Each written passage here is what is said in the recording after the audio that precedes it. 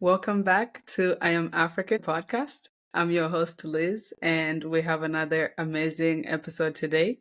And I have, of course, amazing guests to join me today. So I am going to take time to let my guests introduce themselves, and then we'll introduce the topic of the day. We'll start with Honore, and then we'll go with Roddy. This is the hardest thing that I always do is introduce myself, right? I'm Honore, I'm Congolese, And and Hey that's guys, I'm back again. My name is Roddy, and I'm here with Liz for another video. Let's do it. all right, okay. So the topic for today is African politics and governance. Can we lead differently? So we're going to explore African politics, governance, and leadership. We're really excited to discuss the political challenges in Africa, the role of the African leaders, and the potential for change. And of course, we're going to have conversation on some of the countries and some of the things that are going on. We'll also share our own personal reflections on the future of African politics. So, the question for today is, what do you believe needs to change in African governance? So, I will start with Ray. it's a lot. The first part is accountability Mhm. and being the puppet to the big guys. I think once we can get past that, we're seeing the difference in Burkina Faso. So, you know what I'm saying? Like, once we can become that guy, a lot can change. But because I feel like the people wants to change, but it's hard for the people to make the change if it's not starting from the top. Mhm. And so Mhm. if we can start from the top and we stop being puppets to the big guys, because from my belief, I feel like at this point right now, especially with the exposure of social media, things that we have been able to be exposed to and know, I feel like we are at the point where Africa can be self-sufficient, but the greed is in the leadership is pushing us years and years behind because we are becoming, we never stop being puppets to the big guys. So I feel like once that can stop and we can take a look at the example that we're getting from Burkina Faso and Mali and Niger and stuff like that, I feel like that would be a great start. Okay. Okay. I like that. You touched on a few things that will come and respond to. Roddy, you look ready to go? Yeah, I agree. I would say we start with education. Yeah. Right? Most of our leaders are not, unfortunately, they're not educated. They're very afraid to take on challenges, right? And when they take challenges, they expect a handout, right? Yeah. Good example would be Africa as a continent. Most leaders in Africa, they have a land that is so rich, but they don't know how to build from that land. Which means they have the tools, they have everything, but they don't know what it means, how to use it. Right? They expect to get it from somebody else. So Honor is right. It's definitely accountability, leadership, and it goes to the people, all the way to the people. But with the norm that we have right now, we have social medias and we have all kind of free books and free information that you can get, right? You have to use that to educate also the people, right? Because the people need to understand the value of governance. How do you move around? What is so valuable 2 years from now? They need to understand the riches they have in their own land before they start exploding or never exploding before they start like looking at other people. It's very easy to look at the other side and say the grass is green there, but look at your own grass first. Try to work on your grass and make sure it gets green, right? Then you know how hard it is to get the grass green and to get it going before you start looking at elsewhere. So Yeah. I'll yeah, add on to that. I feel like education, like a lot of us at this point, a lot of people in Africa have received a lot of education. I feel like some of the stuff that we go through, common sense can solve that. Hmm. Like you don't even need like a college degree to handle some of the stuff that we be like, but I feel like the greed has a lot to do with it. Like they be knowing what they doing. They know but because you feel like it's gonna take out of my pocket, me and my immediate family not gonna be able to Okay. live this lavish life. So they just sacrifice the rest of the people. Like I feel like some of it probably like common sense could just do it. Like Africans are too intelligent, man. Like to say the level of education we receive, the type of stuff we're able to do. Because once we leave Africa, like if you really think about like America or UK or any of this major, think about sports. Think about like, man, all the top sports, all the top stuff that's happening is like Africans are involved. Hmm.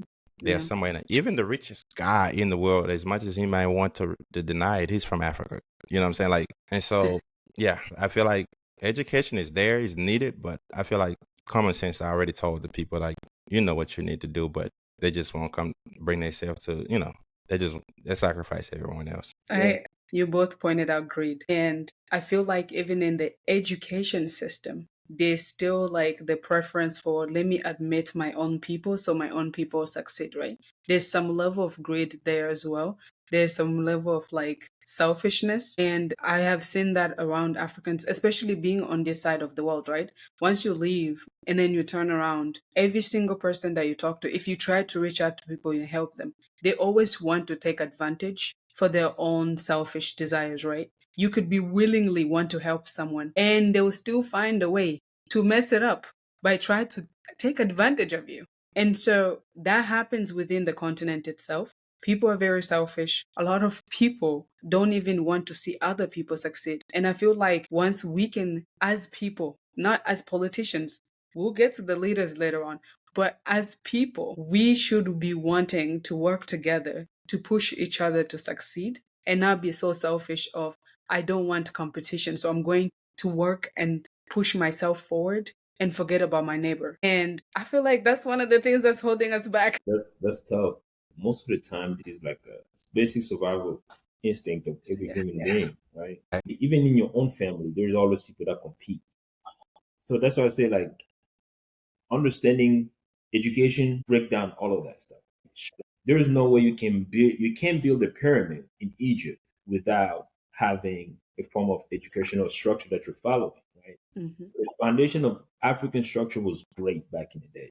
It's slowly changing and then getting disrupted. Why is getting disrupted? It's getting disrupted because of lack of education, lack of understanding how to live in an environment as a community, first of all. Because living a really forward moving community, you need to have certain foundation that need to be respected, right? And then you can see that in America. The more we stay here in the US, the more we separated from all the foundation that they had, you can see the way the political movement is changing over time, right? The US of 19 is the 70s is not the US of now, right? The US of now is really liberal, and you can see the impact of that, right? So imagine Africa of back then, even from Congo, Zaire of Congo. Oh yeah, it was obviously dictatorship and all of that. You see, but education was taught Mm, first, and you can see that the education is not there. And now look at the leader that everybody's voting on, right? They're voting their friends, they're voting family members, mm,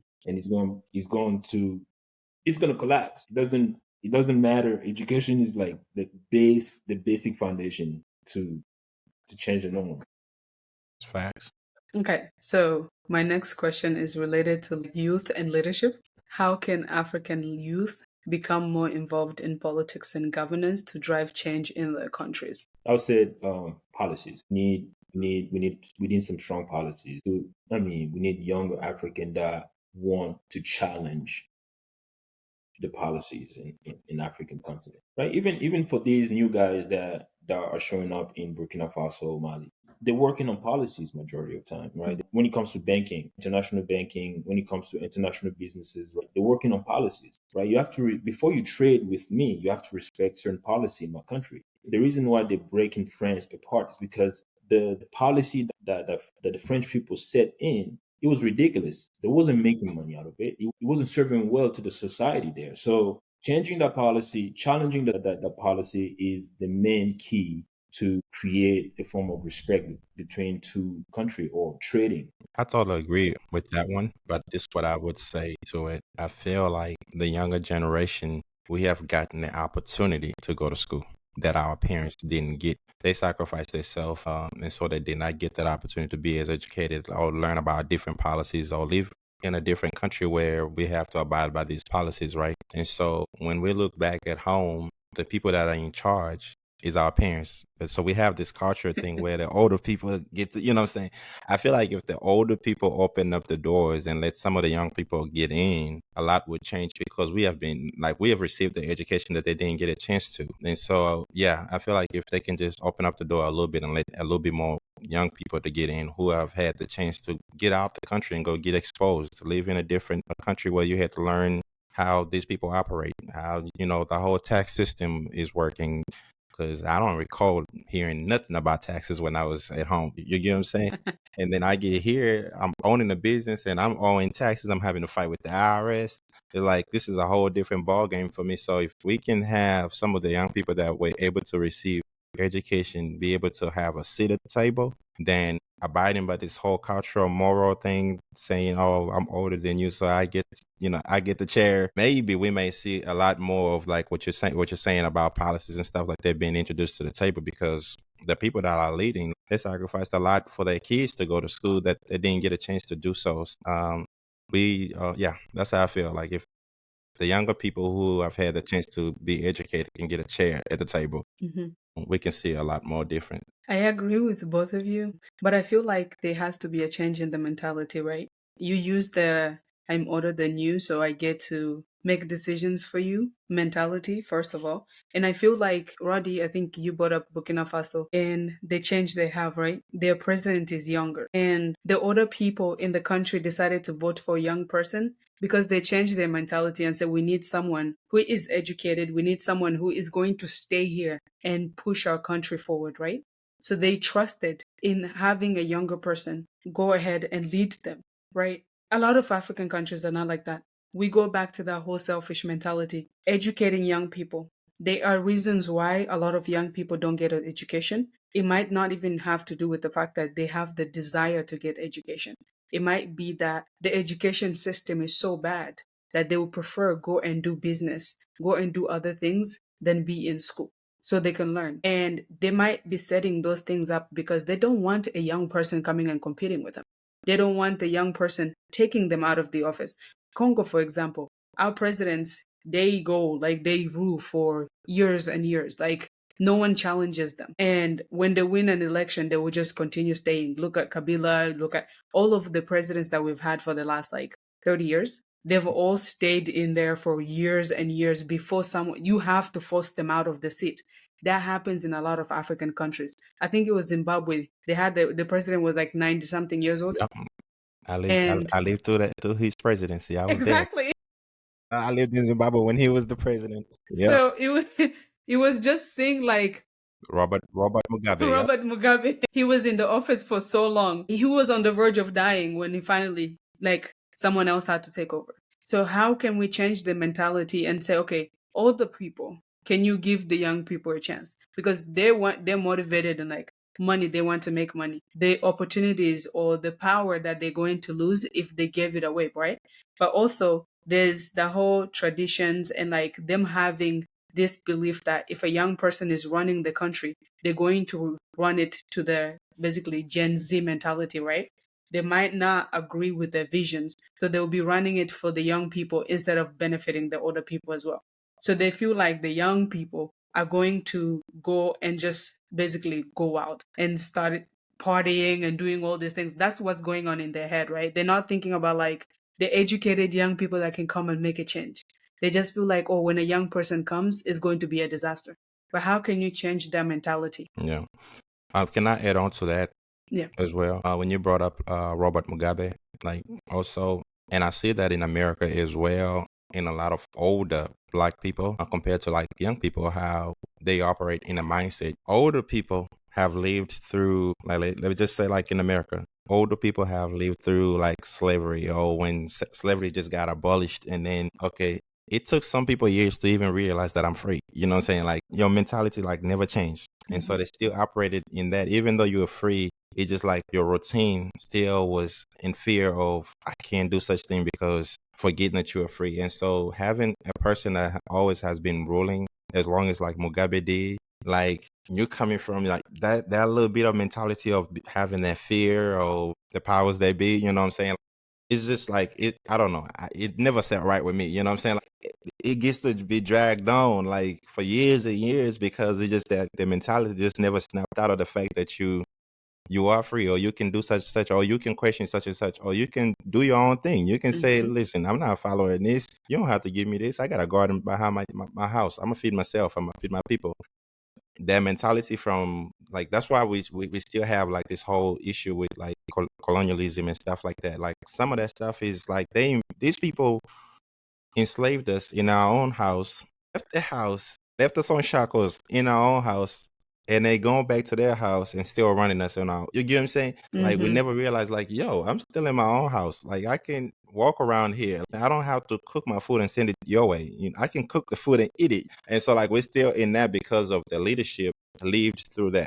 Like they're too old. They lived through that. Like how could be a 90-year-old person still be leading? Like what was happening 90 years ago? They were in slavery. And so his mindset is not as free as, so I feel like that has a lot to do with it too, like without renewing into the younger generation and stuff like that. Because you walk around in America, you hear this kids say, I'm not my ancestor, I'm gonna put his hands on you. Like you hear that. Like that's telling you that there's a change, there's a shift in the mindset. Mm-hmm. And so, but when you have somebody that's 50, 60 years old, their mindset is not thinking, I'm not my ancestor. They still have a little bit of that dust still left in Pressure. there. And that also plays a role in holding us back. Wow. Roddy, do you have something? Yeah, well, I would say the political game is a very sensitive game to play, and you have to be careful, right? You can Mm-hmm. say, look, every younger person out there, they will bring changes. A young person are strong; they can bring really bad changes. They can bring really good changes. So I remember when Kabila, the kid, joined, everybody was so happy, right? He was so young. But what did he do, right? He stayed there. He dragged this thing all the way on, right? But you can be wrong and really smart, right? Target the young and smart leader. And some country deserve the old dogs just because they understand international relationship. They understand the maps, right? Like some countries just get that. It works best that way, right? But it just depends. You have to understand your people. That's why I say, like, for the whole African continent, you have to understand your people because all of us act differently. South Africa, we're very close to South Africa, but they act differently than us. And then shout out to them. They're very awake when it comes to political movement, but they don't look Mm-hmm.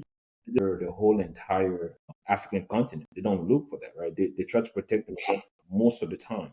They don't care about what's going on in Congo. They don't, because to them, they feel like, Congo is rich in these minerals, but Congo has been, excuse my French, kissing ass for a very long time. They're upset about that, but they can't do anything until what the Congolese people see it and change, right? And the Mm-hmm. really good group that I can give a shout out to is Kenya. Like the Kenyans are very young, but they're very vocal, right? I don't know what's going on with them, but we should pick something from them. The energy they bring when it comes to political movement is very inspiring in the African continent. They're Man, young. I saw that. I was watching from social media. I'm like, bro, this they're not playing, bro. The, the, They're Kenya. the not younger, the playing. younger the younger group in Kenya, those are like the Mm-hmm. guys, those are the leader that I know, like, okay, they don't play game when it comes to this movement. They don't care what you're doing, they don't care about what kind of militia you have. They want their voice to be heard and they work on policies. And if you Mm-hmm. hear carefully how they explain the reason why they're on the streets, protesting and stuff like that. They're not looting, they're not killing anybody. They're protesting the right way, which is protesting in Kenya and protesting in the Congo where I'm from. It's two different protests. Like in the Congo, what do we do? Like We we loot and don't, burn everything. yeah, we load, burn, and then we go do something crazy, and we call that protesting, right? But over there, the protests, they have signs, they have things on social media they're talking about, and they're bringing stuff up in front, just to But make but I sure. feel a little different about that though. Like the Kenyans protesting, they protest against their own government, right? So it Mm-hmm. don't make no sense for them to go and loot and burn. Majority of like the looting and burning that I've seen, at least from what I've seen, you might have seen something different from like the Congolese protesting is like they're going burning like these embassies because we are really not protesting against our government. We're protesting Mm-hmm. against the powers that be. So they burning these embassies of like you see them like they set the fire on the France embassy or the USA embassy. You get what I'm saying? Like it's a different type of fight. Mm-hmm. No, I don't understand. That's what I don't understand that mentality. Why are you going to burn the embassy? It's your policy. Like the Kenyan president was literally here in the US when Joe Biden gave him a lot of money.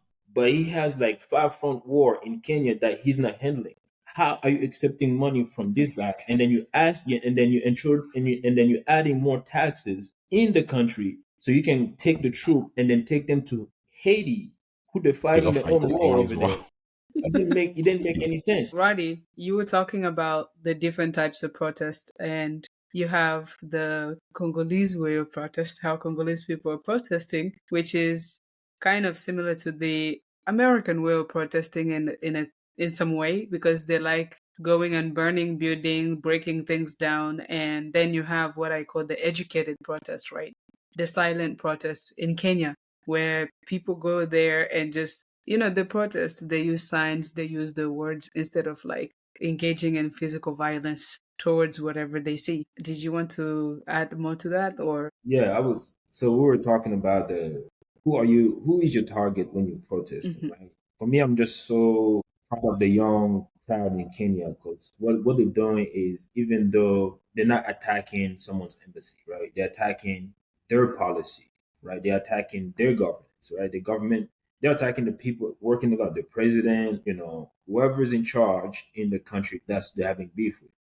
In places like Congo, it's different. It's like when there's something going on to the east of the country, the first instinct is to attack the outsiders. Attack. You're not saying anything about, oh yeah, why don't you protecting the people on the east? Why aren't you focusing your forces? Are you paying the soldier in the right way? Are you focusing on protecting our borders? Right? No, they go ahead to the embassy, burning bridges. That's what I call it, burning bridges. You throwing rocks and burning things around that embassy. You burning bridge because that's the same embassy that most of you gonna wake up the next day, go over there and ask permission to come here or to go visit the country. That's the same embassy that you're gonna have to renew your passport, to renew everything you need for international business. So when you do that, you're not really helping yourself moving forward. What you need to do is look at your leader at the moment. What is he doing? What kind of forces does he have around that will make sure you guys are secure? People at the East Congo are secure, right? Because I'm sure the rebel have their own way of figuring out where to get their own from, right? But you can't war, especially to the embassy. It's not going to solve Mhm. anything, and then you're not going to cry to Western country, no, because everything they do. I'm going to be frankly honest with everybody in my country right now who are facing this. It's international business. You got the resources. People going to use that resources to develop the country or to boost the economy. If you're not able to do that, then it is not their fault. I agree with you. I think we had a conversation about this before when we were talking about the war going on in Congo. That war has been going on for a very long time. Some of us left Congo because of the same wars. After the Rwandan genocide in 1994, there's just been ongoing conflict in Congo, and it's in the same regions that has been going on for so long, right? But Congolese people are always first to blame everybody else on the outside. And as sad as it like hurts for me to say this, right? I have been one of those people that's been like, okay, all these countries are taking advantage of my country. It started with Belgium when Belgium colonized Congo. They changed from Zaire to Congo. And we went from there, and things have just never been the same. They discovered the minerals that we have. We have diamonds. We could be one of the richest countries in the world, but we are not. And we are so focused on blaming Apple did this. But the funny thing is, some of us, I don't know. I'm one of the people that uses an Apple device. I have an iPhone, and I use my iPhone to protest, to share on social media. But then me and Roddy had a conversation on this, and the fact that like we don't look in the mirror. We don't look at the people inside our countries. We don't look at our people themselves. There's a lot of selfishness going on. There's a lot of greed. Even if we had border protection, border security, the people at the border, all you have to do is pay them a small amount of money. Guess what? You are You're in. in. The government, our president, for so long, he was silent. But this, our own president makes a lot of money, $1,000 plus that he makes. But the country, the roads are shit. I was there last year. It took us like 3 hours to get from like one area to Yeah, another because the that's roads were when you just got so me mad. bad. Yes, that is. But like the roads are so bad. The big cities are overcrowded with people. They are going there looking for opportunities. But what are the opportunities that they're looking for? They all end up in the streets doing the same thing over and over again. The education system is bad. The healthcare, there is no healthcare. People die. Like our life expectancy is so low because people die because there's no resources that they need to live. If you're not a farmer, what are you doing with your life? So tell me this, since we're on this topic, Yeah. Okay, we jump from blaming everyone else to taking accountability. Like, this is the part that puzzles me, right? It never made sense. Okay. I understand whatever backing this small country may have or whatever is like, we have literally a small state like Louisiana terrorizing a big state like Texas. Yes. Okay. And then we have literally like, so that small state is terrorizing the what part? We're gonna say Beaumont. And then we have people in Houston, we have people in Dallas living it Dallas, up. Austin. We have people in San Antonio living it up, you know, all these major concerts and all this major stuff. And with like all these people in these other major cities that are living it up, like they don't have a single concern to say we can go to Beaumont and stop this. Like, if the whole state shifted to that side of town, There's you know what I'm saying? Like, that puzzles me. I mean, I understand it like I would, like, but in my own logic, I'm like, bro, we have like, I don't care how many bullets you don't have enough bullets for the whole country. Okay. Yeah. This is Congo is the third biggest country in in Africa. Africa. Like, if we all was on one agenda and everybody shifted attention and body and power and resources to Goma and saved that could save the whole country in return. Yes. That could make the whole country reach. That could make the whole country be like, that could be the whole, but like the little bit that we have, we rather stay in Kinshasa, we rather stay in Lubumbashi, we rather stay in wherever we Everywhere at, else. long as those bullets ain't touching me, but Mhm. it's killing your own people and taking resources out of your country. What could save the whole country, right? And so that part never made sense to me, to say you're letting this small little country terrorize this big old, like I'm one of those people that post every day free Congo, right? But at the Mhm. same time, I be feeling bad. Like, I'm screaming free Congo, man. Like, What are the people in Congo doing? You you see, get what I'm saying? you Like, posting free Congo, they're posting themselves at the concert at the or concert, at the they party or birthday this, birthday that. you get what I'm saying? So like, that always puzzled me. Like, bro, like, if everybody just got on one agenda, this all should have been over with. Ain't no A way. long time. This has been going on for 30 years, and we're as populated as Congo is. I feel like Kinshasa alone has more people than the whole country in the whole other Of country. Rwanda. You get what I'm saying? Like, Kinshasa is like, what, 3-4 million people in Kinshasa alone? Like, that country is too small. Can't even have that many people as a whole. Right. Yeah, that's right. For example, if you look at, that's what I say, understanding the map. If you look at the map of Goma, right? You look at the map of Goma, you understand each border, right?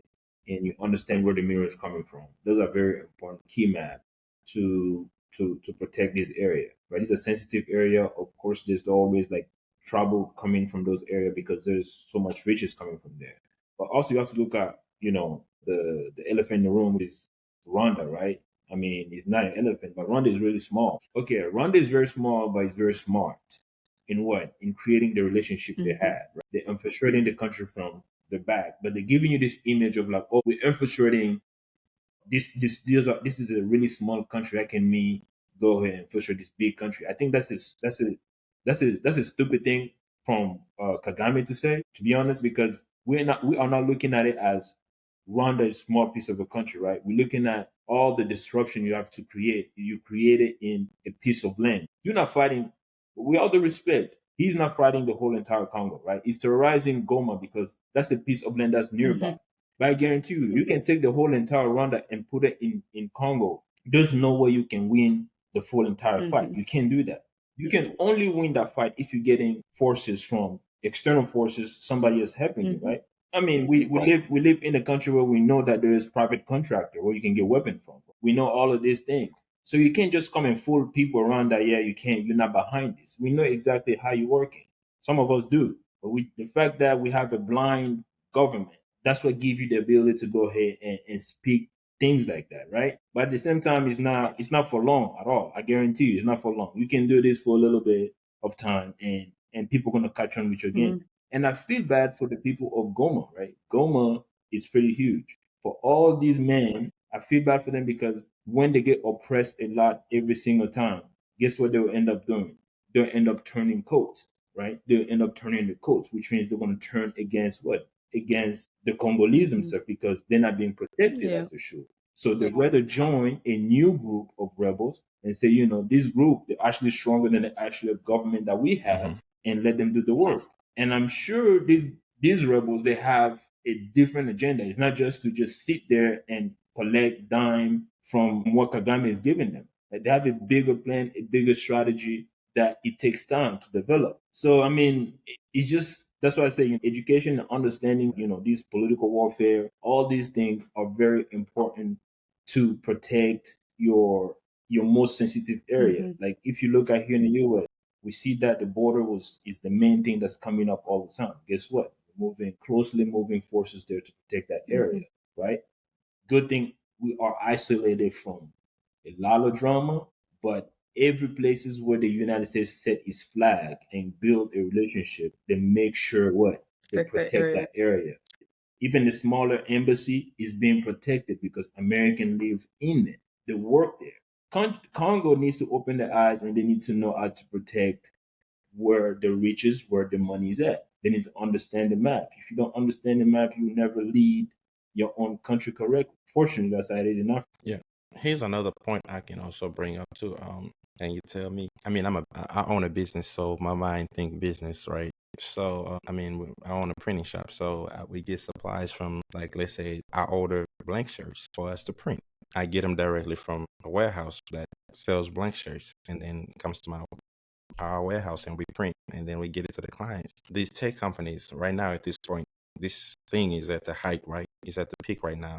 There's a slight chance where if Congolese wake up enough, they might just go for it, and then you win, and then you ain't getting nothing no more. And then right? Then you ain't gonna have no Apple, you ain't gonna have no Tesla. So why don't they think like, listen, we buying stolen goods from a third party.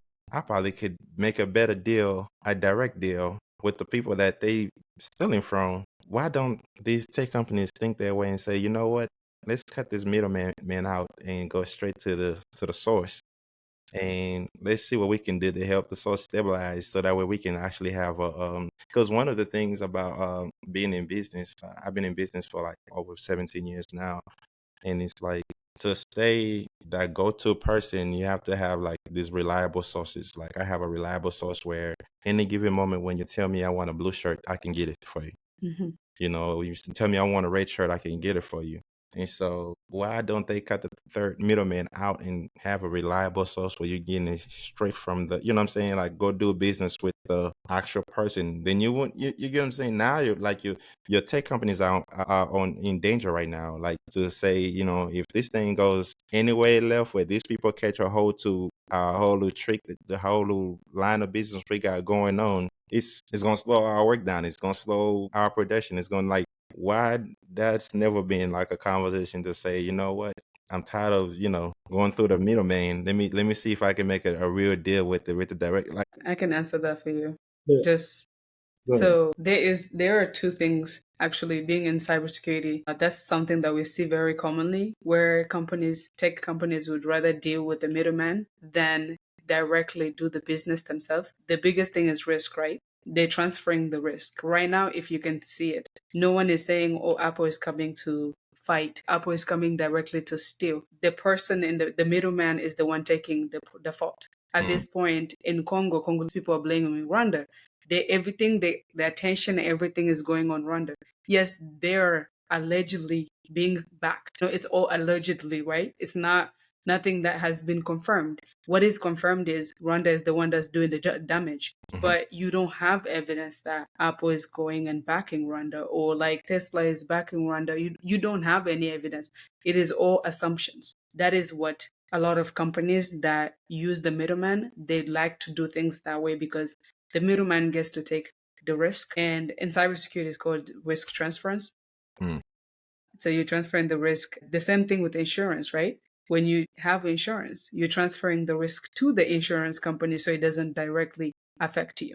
mm. And that's one of the reasons why they do that. And also security. If the middleman can take all the heat, You don't have to. you're not going to go directly. It will take a lot of evidence for you to find the communication between the middleman and the actual culprit behind it. So Right, right. But what? And then the crazy thing is, right? Everybody's screaming like, obviously Apple, Tesla, and all of that, right? But if you follow the I call it just like a tree line of development. All of these mineral, where they come from? They come from Congo, they come from all these. Where are they going first? They're going to China, and then after China, China developed all these devices based on who? Based on probably like Apple's ideas or Tesla ideas, or SpaceX or NASA, or they're developing these technologies to push it to America and sell it. But no one is touching China, right? They're blaming the US, blaming everybody. But the raw material, I don't see the raw material in container coming straight all the way to the US for us to work at it, right? I see some finished product being worked in China, and we develop some design and we send it to China, and China and all of these other countries will develop this stuff for us to sell, and then we make money But off you're of it. right. But China is right there, right? It's You able to go throw rocks, like you go throw rocks at what? At the US embassy. But you leave the Chinese right there looking at. To me, that right there was yeah, confusing, yeah. because I was just like, you must not understand how this It's working production right. system Education. is working, right? So to me, right there is like, you know what? Everybody's here for grab. If you look at Uh-huh. diamond, right? Diamond and gold. Unfortunately, people are doing international business, and they're gonna do what they have to do to But make money or to bring money to boost the economy, right? Like you see, Israel, they probably have a lot of businesses in Congo. They sell gold and diamonds. A lot of people were like, some Arabic country that them too. also are They involved in they that, they right? everywhere. It's very all of that is international business. But there is a way that your government And can bring all the branches down and say, guys, I'm not against you getting this stuff, but let's just do it the right way. Instead of using kids for like digging all this mineral for you, why not properly employ. educate them? Let's have a form of like, supply chain going on where we get a certain percentage, you guys get a certain percentage. It's all about international business. But there's nobody right now in my country, Congo, who flew in America and sat at the White House and said, let's talk about international business. Who flew to China and let's talk about international business, how you guys should operate in getting these resources in. Because I really want you guys to have it and to boost your economy, because I just want my economy to boost.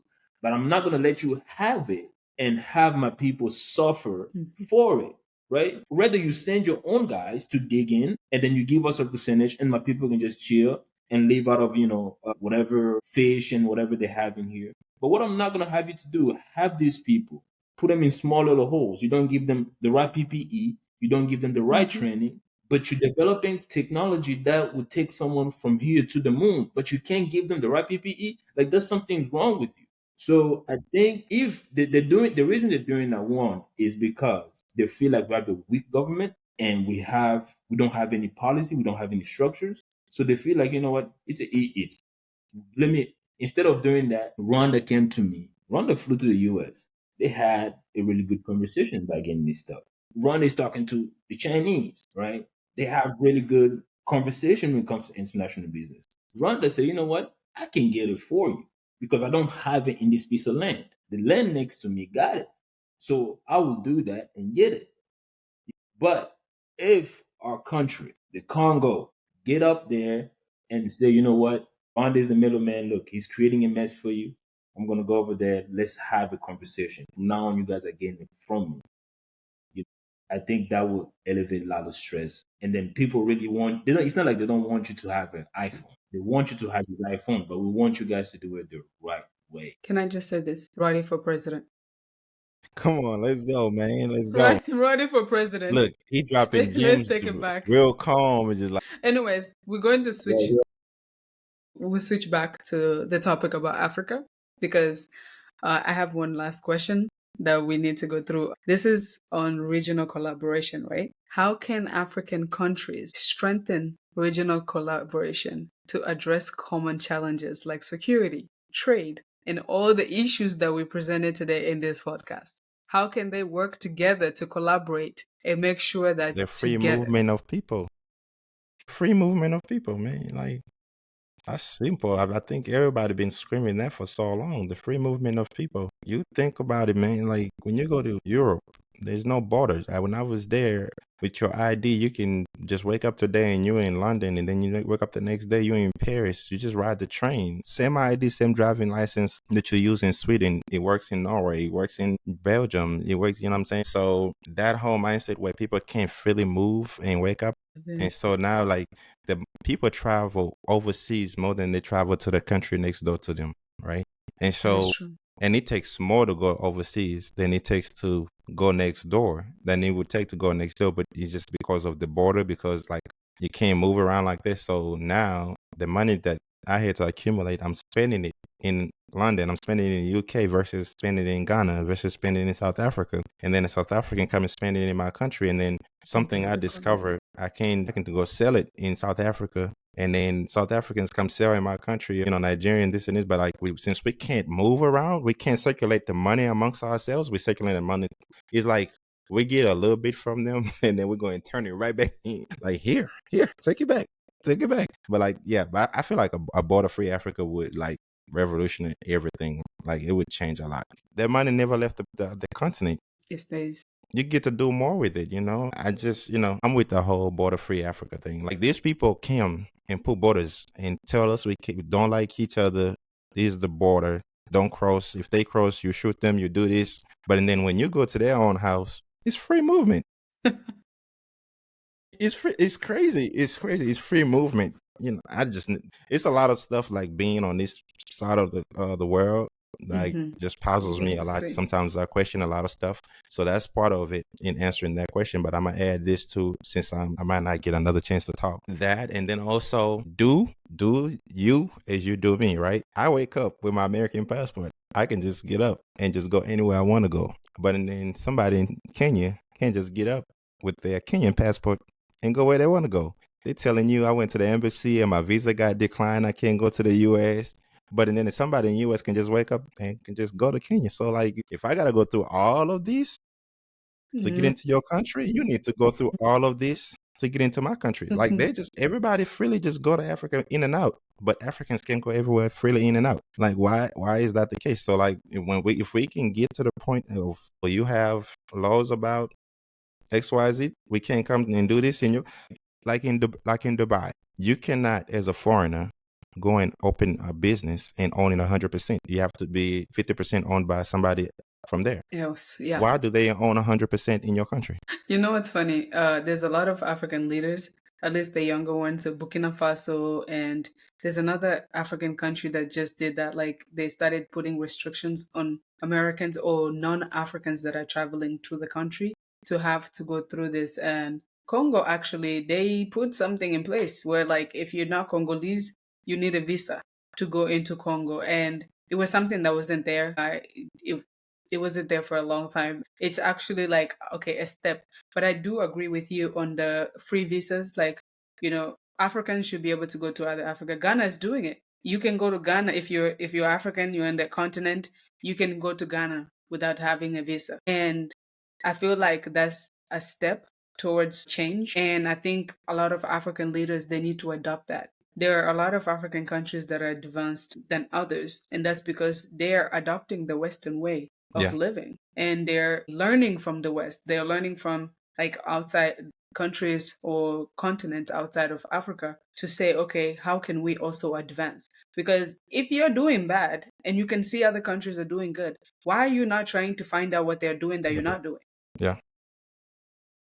And that's what Roddy was talking about with policy. How can you change your policies to make sure that you are set up also for success like those other countries? But you're busy kissing ass, excuse my French, because you just want to be recognized as a president. You just want to be recognized among the elite. You don't even want to like move your people forward for success. Roddy, I'll let you talk. Look, he about to go deep. Look, he's about to take it there. Look, he's just like sitting there like, I'm waiting to take it home. Watch. Okay, so border. U.S. have borders, right? They do have borders towards Canada. I think the reason that's why we have to understand the way the Western are thinking, right? When it comes to border, they're thinking about security of you and not being safe. We can't just have free border. Anybody come in and come out. That is not safe, right? Someone can commit murder over there. They come here to commit more murder. So we need to be able to check that. That's why for me, free pass, African continent, it's a good thing for business, but it's bad for security. So I think we need to see what the Western are doing that is good and keep it, and what they're doing that is bad and get rid of it. We can just copy and paste everything. Now Africa is on the verge of copying and pasting everything they see, right? They don't understand. Well, if you keep building your country like Texas, where it's concrete everywhere, where are you gonna have to deal with floods, right? You want to see skyscrapers like New York, but you never see New York when you flood. It's terrible. So go ahead and build skyscraper everywhere without thinking and see what happened. Have you seen Dubai recently when they had Flood. the water? But it looks nice though. The skyscraper look nice, but you don't really get that. So you have to look at things that works there and keep it, and what doesn't work, let it go. I think that's how you develop a country in a nice move. Africa is in a really good spot because they didn't make a lot of mistakes. As far as their own people, accountability of their own people, they didn't make a lot of mistakes. The mistake were made in the past. But when it comes to the whole entire infrastructure, it's still fresh. Just like a Greenland, you can build it any kind of way Mhm. you want. So you have possibility to make it better or just to make it worse and worse and worse and copy bad example because here they're trying to fix certain things. They're trying to keep certain area to have a little greenery here. They're trying to keep certain things here. Climate change. Now they're working so hard to change certain policy here they cannot change anymore because they realize the policy was crap, right? In Africa, we can't just keep copying and pasting everything. We have to be careful. We have to move Hmm. smart. And the only way we can do that is by what? Looking at the book. Start writing books again, African. Just like way back then. Start writing books, things that are useful. For example, everybody wants to wear like nice things like Prada and all of that stuff. No, African can actually enjoy their own African clothes, Hmm. their own African attire. That is a form of business that you can sell to people that are coming to visit you. You can just be going over there and then go buy Prada that costs so much money, and then you bring it back to Africa. Oh, I'm wearing a Prada. No, you need to go over there and say, you know what, I have this African attire that looks good. But I can also sell that to you. Like I think there got to be a shift in the way we view things in the Western and in Africa, and also the Western are very like when you say you travel freely in Europe, right? Because they have these policies. I said they have things set up there to control security, so they can communicate with each other in the mhm. background. So it allow you to do what? To do that. Communication in Africa is poor. It's very poor. We can't even contact. Just we can call the radio. Like as far as security, we can just know which plane is landing in the Congo at night. I mean, the same thing in South Africa. They can't, even though South Africa look good, but the security is crap because they can't. They can. You can't see what kind of people are dropping random things in the air. You don't know what it is. Like the air security. You can't even monitor the whole entire African continent need to work on how they can secure that continent, and they need to see it as one. We are competing in what? With the Hmm. Western world. As long if they don't see it, it's going to be very tough because within Africa is also a nation divide because we have so many languages, we have so many things, and also we have things with colorism, right? People from Egypt, Tunisia, they feel like they're better than all the dark skinned guys. So you got all of these things. They feel like they're better. They feel like everything they do is much better than you. So even within your own society, there's no that. You know what? Oh, this guy from Tunisia is my brother because we are on the same continent, right? This guy from Egypt is my brother. No, there's that division going, keep going, keep going. So it's gonna require a lot. What I would say, and I'll end this is have a country as Congo. If we can have a good relationship with Uganda, with all the people around us, that give us what? Security. Like we're good, right? That means I'm hoping that in the future we'll have a good relationship with Rwanda and bridge that gap that keep us away You from think each that's other. repairable? Because because I don't want it to be like I don't want it to be like the Middle Yeah. East. Yeah, I've been thinking about that. I'll be like, what if everybody did come together at one point and just like, oh, we all now get along. I'm like, this Congo Rwanda thing, is that even ever repairable, even if everybody ever decide to come together? Like, I've been thinking about that. I'll be like, ooh, that's a hard one. So if there's tension between Congo, I hope they can come into a place where they can resolve it to where not a lot of people are dying, So many right? people have died If it's already. money, yeah, if it's money that they need, because Congo have money. If money, that's what Because Rwanda can get, we can cut everything. Rwanda will starve. They will starve. Hmm. Like we can starve the country to death. It's not cool. But if they want a relationship, right? They gotta have a form of, like, you know what? Imagine if every country around Congo teamed up, Angola and everybody. Imagine how rich they would be, Yeah. right? That Congo isn't a really cool spot to spread its riches So you among think they African can nations. spread it to everybody else? I mean, what we surrounded by what, 7, 9 countries or so? You think they could Yeah, they just That would be enough. that Anyways, guys, all right, we'll have to end this conversation now. As much as we want to go, we might have to do a part two to this, dedicated to Congo and the Congolese people and the people of Goma and Kivu as well, because they've also dealt with this aftermath. But overall, as a continent, I think Africa, we need to do better. Find a way to work together and stop looking at each other as competition, because the competition is out of the continent. There is no way we can be competing with each other. We need to look outside and see what is happening. So I'm going to end it here. I want to thank my guests, young Honore and Roddy, for joining me today. It's been a very interesting conversation. I was actually looking forward to this episode because I knew what your opinions would would be, and I was really excited. So it's been a very engaging and exciting episode. Can't wait to see to show everyone who gets to watch this, and I hope you learned this. And for the viewers, please go ahead and share your opinions on this topic. Use this as a conversation starter for those who need to learn about what's going on in Africa when it comes to politics, and also use this as conversation starter between your all family members as well. Thank you so much for tuning into I Am African podcast. I am your host, Liz, and I'll see you next time.